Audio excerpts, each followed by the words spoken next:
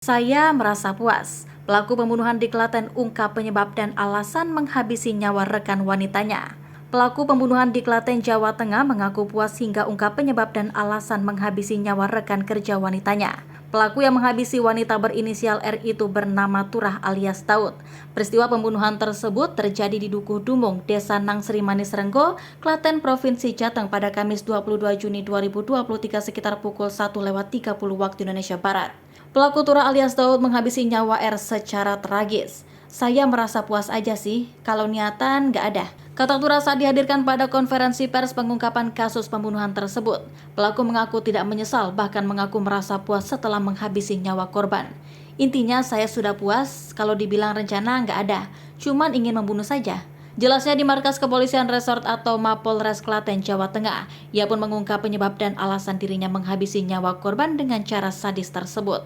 Pria asal Wonosobo tersebut mengaku tidak ada niatan untuk memisahkan kepala dengan badan korban. Meski demikian, ia mengaku hanya ingin menghabisi nyawa korban karena merasa sakit hati. Sebelum melakukan pembunuhan tersebut terjadi, kata Turah, dirinya dituduh mengambil uang sebesar Rp20.000. Saya dituduh mencuri uang Rp20.000, sekitar 2 minggu kalau tidak salah, jelas dia. Sejak dituduh oleh korban R, ia pun merencanakan pembunuhan lantaran sakit hati. Menurutnya, pembunuhan kepada R dilakukan dengan menggunakan sebilah pisau dan golok. Pisau buat buka karung beras, kalau golok untuk rumput dan disimpan di gudang, jelas dia. Saya sakit hati dibilang gimana-gimana saya nggak tahu, saya merasa puas aja, kata dia menambahkan. Sebelumnya, warga Dukuh Dumung, Desa Nangsri, Kecamatan Manis Renggo, Kabupaten Klaten, Jawa Tengah dibikin geger. Seorang perempuan ditemukan meninggal dunia dengan kondisi mengenaskan di sebuah rumah pada Kamis 22 Juni 2023 pagi. Korban pembunuhan tersebut berada di rumah kontrakannya. Saat pertama kali ditemukan, korban dalam kondisi yang sangat tragis. Tubuh jenazah wanita tersebut ditemukan di dalam kamar, sementara kepalanya ditemukan di ruang tamu. Kronologi pembunuhan. Sebelumnya, Kapolres Klaten AKP Warsono mengatakan kronologi pembunuhan terjadi pada Kamis dini hari. Motif pelaku menghabisi nyawa korban secara sadis karena dendam dan sakit hati. Korban dan pelaku merupakan teman kerja. Mereka sehari-hari bekerja di sebuah toko beras di Desa Nangsri dan tinggal dalam satu rumah. Pelaku sekitar 2 pekan lalu dituduh mengambil uang oleh korban. Merasa dituduh mengambil uang, pelaku pun jengkel dan timbul dendam pada korban. Kemudian pelaku ini mempunyai niat untuk menghabisi nyawa korban, kata AKBP Warsono dalam konferensi pers di Mapolres Klaten, Jawa Tengah. Pelaku menghabisi korban ketika terjadi pemadaman listrik pada Kamis 22 Juni 2023. Pelaku yang terbangun dari tidur mendatangi kamar korban hendak meminta lilin.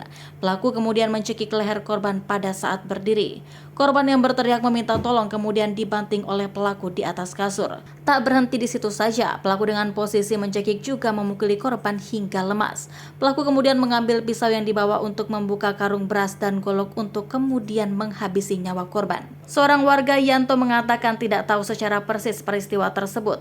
Menurutnya, saat pagi hari polisi datang ke tempat kejadian perkara dan memasangi garis polisi. Mereka juga kaget dengan kejadian tersebut. Kejadiannya tidak tahu, warga taunya polisi datang dan memasang garis polisi, ujarnya.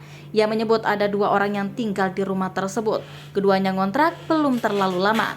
Senada disampaikan salah seorang warga di sekitar lokasi penemuan jenazah korban yang bernama Fatima. Dikutip dari Tribun Solo, ia mengaku warga tidak ada yang mengetahui adanya kasus pembunuhan di wilayahnya. Warga baru tahu ada pembunuhan setelah banyak polisi yang datang ke rumah yang ditinggali oleh korban. Menurut Fatima, warga awalnya menduga banyak polisi yang mendatangi rumah yang dihuni oleh korban lantaran kasus narkoba. Namun kemudian banyak warga yang bercerita jika banyaknya polisi itu lantaran salah satu penghuni kontrakan ada yang menjadi korban pembunuhan.